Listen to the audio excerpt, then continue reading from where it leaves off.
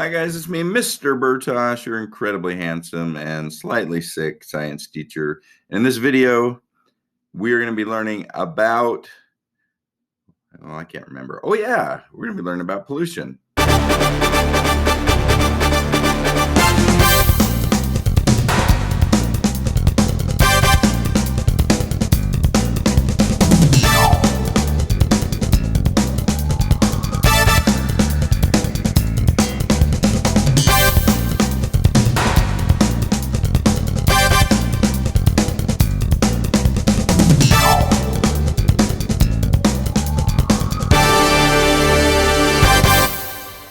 I am not held accountable for anything that I forget in this video or that I struggle with, because I am sick and you'll hear it in my voice a little bit, but that's okay. We move on anyway. So we're learning about pollution. Hooray! We love pollution. Just kidding. Pollution's a terrible thing, and it is a damaging thing, but it is also a very manageable thing.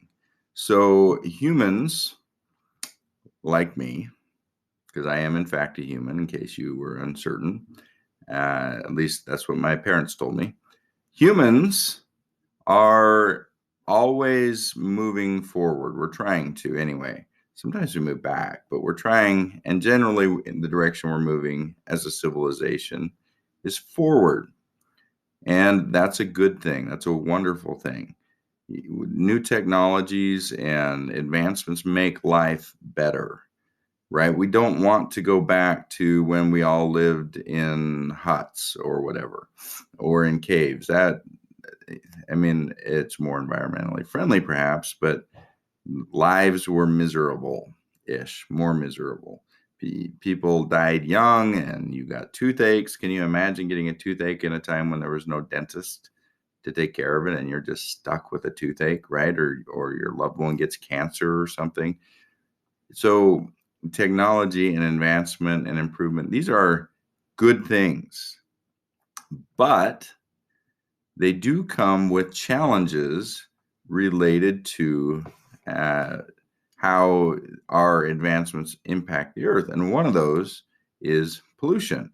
Pollution is the debris or the waste product of the advancement of civilization. Now, fortunately, as civilization continues to advance, it is very typical for a civilization to get cleaner and cleaner and become more conscientious of our pollution. And in fact, we are seeing that now, especially in the Western, more developed parts of the world, where we are less polluting. And in fact, over the last several decades, in my lifetime, a lot of the rivers and things in North America, for example, have been cleaned up as we've started to recognize the importance. Another big one in my lifetime is the ozone layer, which when I was a kid, we were always hearing about how it was getting a hole and then it had a hole, and the work that's been done to repair that and fix that and to reverse that. So pollution is a problem, but it is a problem with solutions, and solutions that people are actively pursuing. And perhaps you will be one of those people, because I'm assuming you are also a human. Maybe there is a dog or something watching this, but I doubt it. So you're probably human. But so maybe you will grow up and you will help to be part of the pollution solution. Let's say that since it rhymes. So let's talk first about pollution and different kinds of pollution and what they are and how they impact the environment. And let's start with the most obvious one. I don't know. It's the most obvious one to me. Maybe that's just my generation, but which would be air pollution. So I grew up in this place called Salt Lake City. And Salt Lake City is nestled in the Salt Lake Valley with giant mountains all around it. There's the Wasatch Front on one side, and there's the Ochre Mountains on the other. And it's pretty much down in between these towering mountains. It's really pretty. Snow-capped mountains all the way to like August. But when you're down in the mountain, and there's a lot of cars, right? It's this metropolitan area. Salt Lake has grown a lot, and there's a lot of cars, a lot of traffic. and there's some factories, there's some oil refineries and things.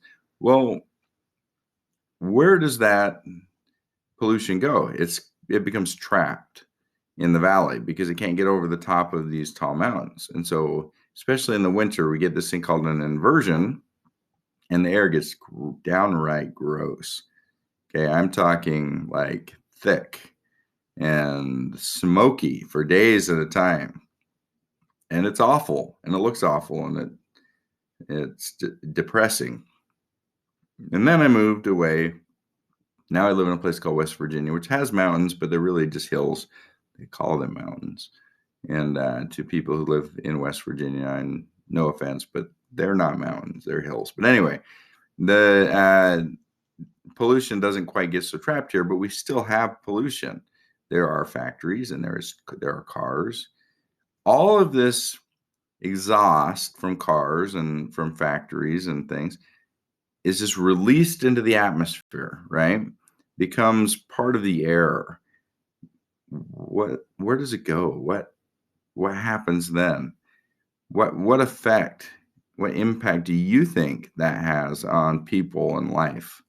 Because it has to have some sort of an impact. You can't just put a bunch of gas in the atmosphere and not have an impact, right? Well, it does. It has an impact. It has a health impact, especially in somewhere like Salt Lake and other places where it collects. Another place where you get an inversion would be in California. Parts of China have, and India get a tremendous amount of air pollution at one time. And it's bad for your health. Years ago, not too long ago, recently, a few years ago, they had the Olympics in China. And one of the things they were really worried about for the athletes was the amount of air pollution, because you're running and that you're breathing a lot of air, right? And that is can be hard on you. So air pollution has a negative impact on humans and on other life forms. And eventually it doesn't stay in the air because it rains. And rain is like this scrubber that cleans the atmosphere, but then it pulls it out of the atmosphere and it deposits that pollution into streams and groundwater. And, so it affects the entire environment. So air pollution has a impact. But it's something that can be mitigated. And I want you to think about ways that you could mitigate. What does mitigate mean? That's like a big word. That means it can be reduced or helped. Okay. What could you do? What could you invent? What could you create to mitigate air pollution? I'm not going to tell you. I want you to think about it. But there are things that scientists have done and things that haven't even been thought of yet that could help to reduce air pollution, that have made air pollution a lot better. In fact, in some of these places like California and Utah, they are mitigating. They have no choice. And so the air is actually cleaner. If you were to look at buildings back in the 1900s, many of them got a little coating of black dust on the outside of the building. And that was from the intense air pollution back in the late 1800s from the Industrial Revolution.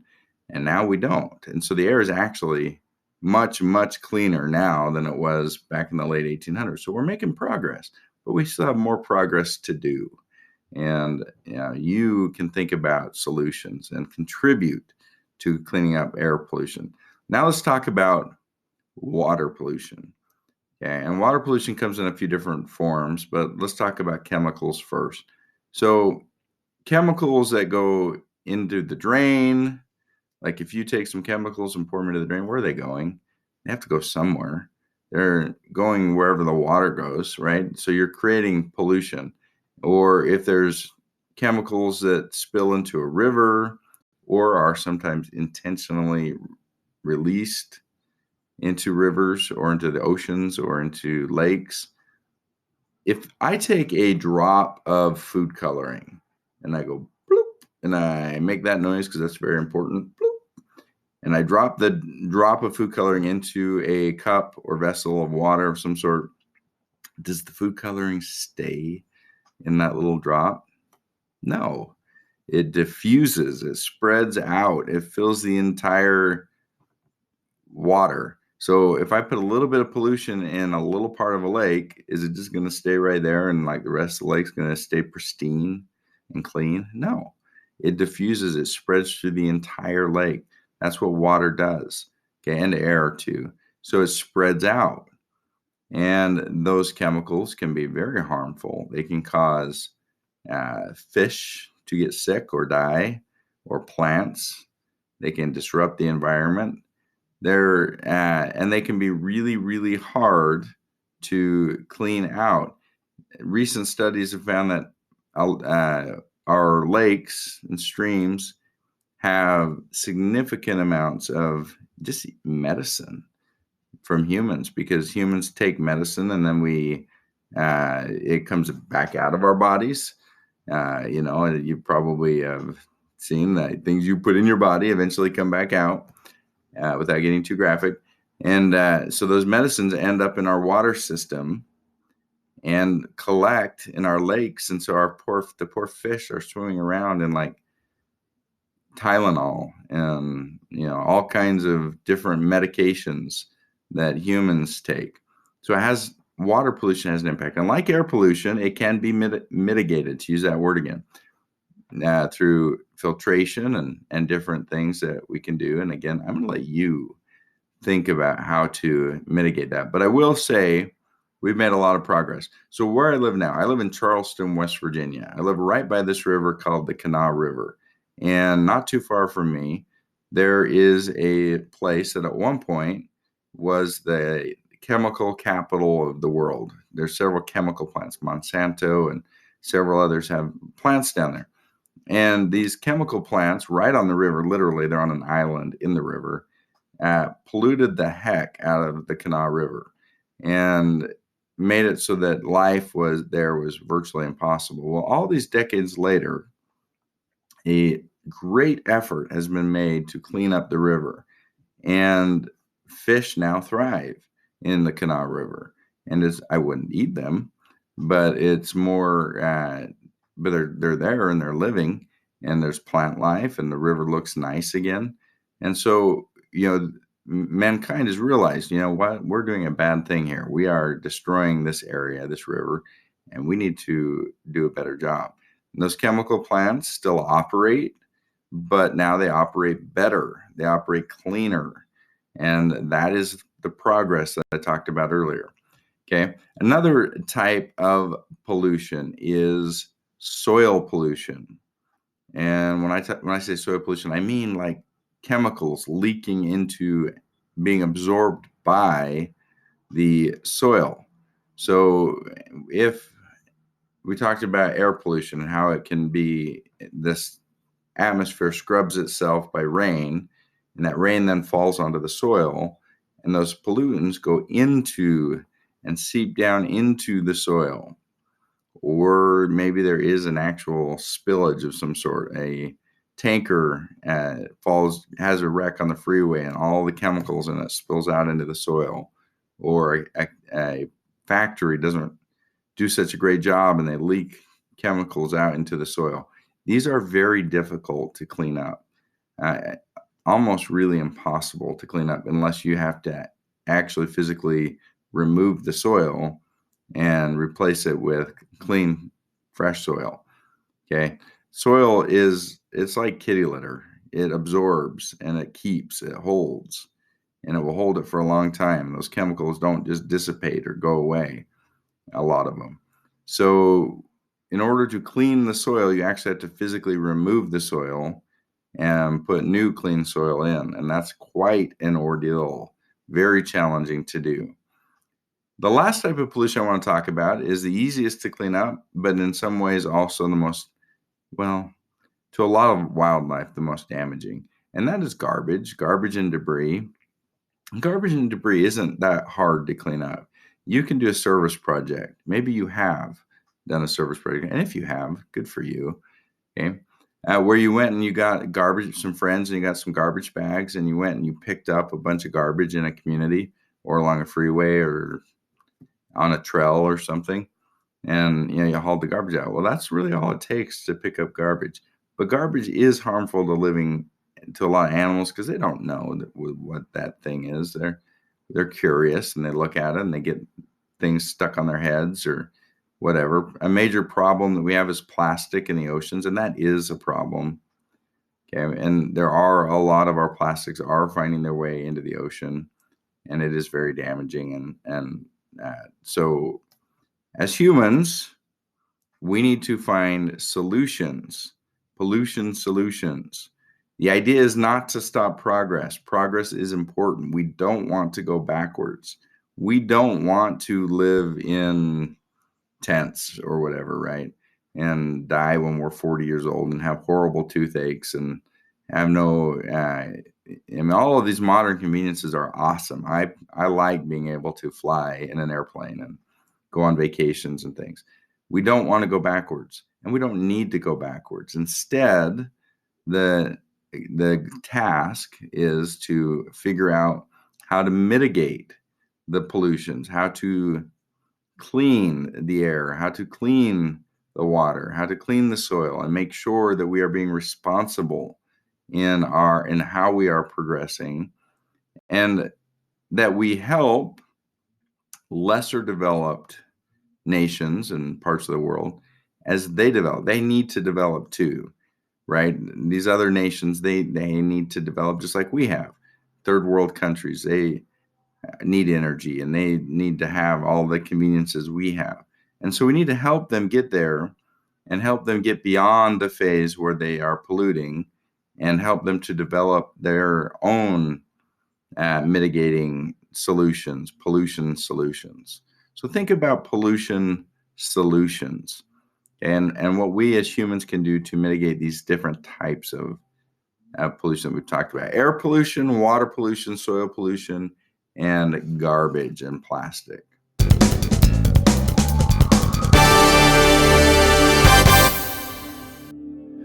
Hi guys, thanks for watching my video. These rambling science videos where I go unscripted and just kind of barf up all the science knowledge out of my head are part of a series that go along with an online class that I teach, which you can sign up for if you go to handsomescienceteacher.com. I also have a whole bunch of free resources for homeschoolers. I have hundreds of articles on every topic that covers your entire science curriculum from 5th through 8th grade. I have online games and quizzes, all curated and written by this handsome guy, a science teacher with, well, three degrees, but 2 of them are in science. So it's targeted right to and directly to your science students. So sign up, subscribe to the channel, and I release lots of videos. Also, in addition to these ones, lots of little short videos that are like 2 minutes long that cover science topics. Those ones you don't get to see my handsome face, but they're still good videos and they're much more targeted, and those ones are scripted, so you don't have to hear me like you are right now going blah blah blah. The end. Subscribe. Thank you. Goodbye.